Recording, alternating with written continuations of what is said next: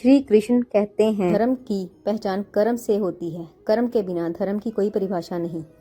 आज कई महीनों की कोशिश के बाद शारदा अपने पति को मथुरा वृंदावन ले जाने के लिए तैयार कर पाई थी।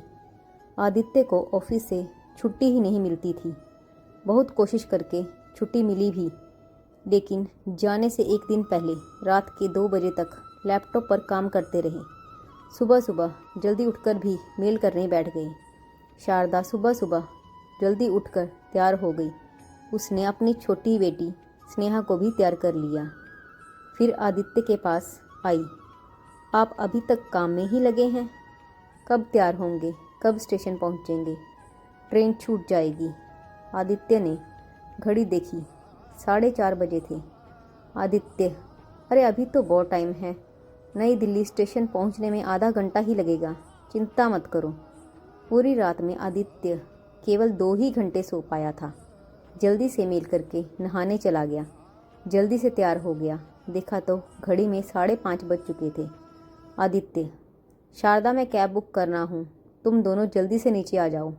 तीनों कैब में नई दिल्ली स्टेशन पहुँचे, लेकिन सुबह सुबह इतनी भीड़ थी कि कैब ने 2 किलोमीटर पहले ही उतार दिया। जाम लगा था।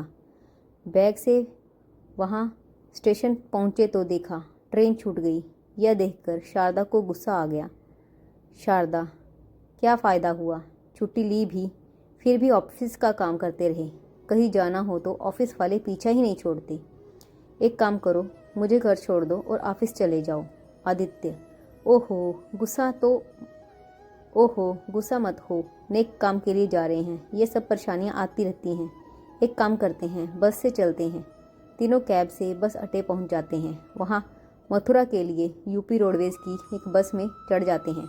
सीट तो मिल जाती है, लेकिन बस की कंडीशन इतनी ख़राब थी कि लग रहा था पता नहीं कैसे मथुरा पहुंचेगी।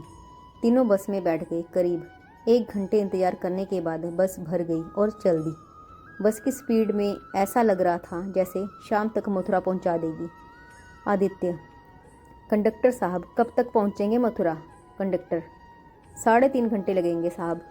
तीनों बैठे बैठे परेशान हो रहे थे। शारदा, थोड़ा सा काम छोड़ देते तो ट्रेन पकड़कर अब तक पहुंच जाते। डबल किराया भी लग गया और गर्मी में परेशान हो रहे हैं वो अलग से। आदित्य, अब बस भी करो, किसी तरह पहुंच जाएं बस। मंदिर में दर्शन करने जा रही हो, शांत मन से चलो। बस को चले अभी 1 घंटा ही हुआ था कि मेन हाईवे से गाड़ी एक और मुड़ गई। देखा तो सामने एक ढाबा था। ढाबे पर बस रुकने से और लेट हो जाएंगे, लेकिन कर भी क्या सकते थे। तीनों नीचे उतरकर सामने पड़ी मेज कुर्सी को देखकर उस पर बैठ गए। तभी एक छोटी बच्ची पसीने से लथपथ उनके पास आई। बच्ची, साहब लस्सी पी लीजिए, 10 रुपये गिलास। आदित्य ने ध्यान से बच्ची को देखा। उसने एक स्टैंड पकड़ रखा था, उसमें 4 गिलास लस्सी के थे। वह बच्ची फटे पुराने कपड़े पहने, पसीना उसके चेहरे को भिगो रहा था। आदित्य, ठीक है बेटा, 3 गिलास मेज पर रख दो।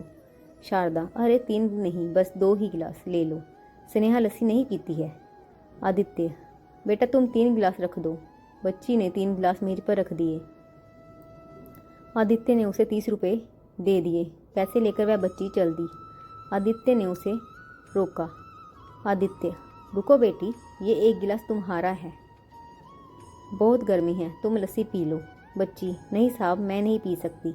मैं ऐसा करती हूँ, आपके 10 रुपये वापस कर देती हूँ। आदित्य, नहीं, पैसों की ज़रूरत नहीं, तुम पी लो। तुम्हारे मालिक को तो पैसों से मतलब है ना। बच्ची, नहीं साहब, अगर उसने मुझे यहाँ खाली खड़े देख लिया तो बहुत मारेगा। जब भी बस आती है तो हमें भाग भाग कर लस्सी बेचनी पड़ती है। आदित्य, कुछ नहीं होगा, मैं उससे बात कर लूँगा। शारदा, रहने दो ना, क्यों उसके पीछे पड़े हो? हमें इससे क्या मतलब। आदित्य, ध्यान से देखो, ये हमारी स्नेहा से 1 या 2 साल ही बड़ी होगी, लेकिन किस्मत कि इस उम्र में इतनी मेहनत कर रही है। बच्ची चुपचाप जल्दी जल्दी लस्सी पीने लगी। आधा गिलास पीकर उसने कहा, साहब, मेरा छोटा भाई वहाँ पेड़ के नीचे बैठा है, आप कहें तो ये लस्सी मैं उसे पिला दूँ। आदित्य, तुम ये लस्सी पी लो और ये चौथा गिलास उसे दे आना, मैं इसके भी पैसे दे दूँगा। बच्ची ने जल्दी से लस्सी ख़त्म की और एक गिलास दूर पेड़ के नीचे बैठे अपने छोटे भाई को दे आई। तभी ढाबे का मालिक बाहर आ गया। क्यों काम के टाइम पर इधर उधर घूम रही है? सारी लस्सी खराब हो रही है। तेरा बाप बेचेगा उसे? आदित्य, इसे मैंने रोका था। तरस खा छोटी बच्ची पर, इतनी गर्मी में काम कर रही है। साहब आप जाओ, यह हमारा रोज़ का काम है। इसका भाई भी नखरे करता था, मैंने हाथ पैर तोड़ दिए, अब बैठकर भीख मांगता है। आदित्य को बहुत गुस्सा आया, लेकिन वह पत्नी और बच्ची के कारण चुप रहा। बच्ची, मालिक गुस्सा मत करो, मैं अभी लस्सी बेच देती हूँ। दोनों चले गए। आदित्य ने फ़ोन पर किसी से बात की। कुछ ही देर में उस इलाके के पुलिस इंस्पेक्टर 4 पुलिस वालों के साथ वहाँ आ गए। बच्चों से काम करवाने के कारण ढाबे के मालिक को गिरफ्तार कर लिया गया। बच्ची, साहब ये क्या किया आपने? हमारी रोज़ी रोटी ही छीन ली। अब तो लगता है हम भूखे ही मर जाएंगे। शारदा को कुछ समझ नहीं आ रहा था कि ये सब क्या हो रहा है। आदित्य ने बच्ची और उसके भाई को अपने साथ बस में चढ़ा लिया। 3 घंटे बाद बस मथुरा पहुंच गई। मथुरा पहुंचकर आदित्य ने पता किया, एक अनाथ आश्रम में बच्ची और उसके भाई को जगह मिल गई, जहां दोनों पढ़ भी सकेंगे और रहना खाना सब आश्रम की ओर से होगा। वहां जाते ही आश्रम की ओर से दोनों को नए कपड़े मिल गए। वहां से निकलते समय बच्ची ने आदित्य के पैर पकड़ लिए। बच्ची, साहब आपका बहुत शुक्रिया, वहाँ बहुत मार पड़ती थी। आदित्य, बेटा यहाँ मन लगाकर पढ़ना, वैसे मैं तुम दोनों से मिलने आता रहूँगा।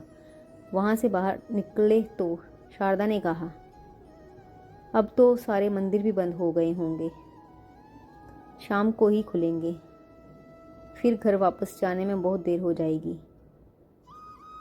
आना ही बेकार हो गया, बिना दर्शन करे जाना पड़ेगा।